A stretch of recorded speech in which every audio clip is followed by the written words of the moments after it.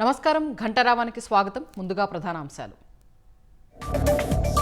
తీరం దాటినా కొనసాగుతున్న వాయుగుండం ప్రభావం.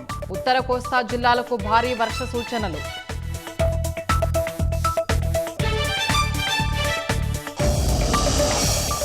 వంశధార, నాగావళి నదులకు పోటెత్తిన వరద. లోతట్టు ప్రాంత ప్రజలు అప్రమత్తంగా ఉండాలన్న హోంమంత్రి.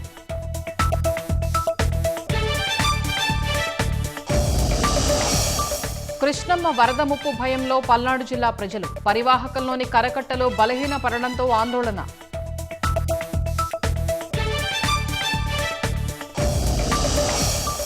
దేవరగట్టు కర్రల సమరంలో 2 మృతి, 18 మందికి తీవ్ర గాయాలు, ఆసుపత్రుల్లో చికిత్స.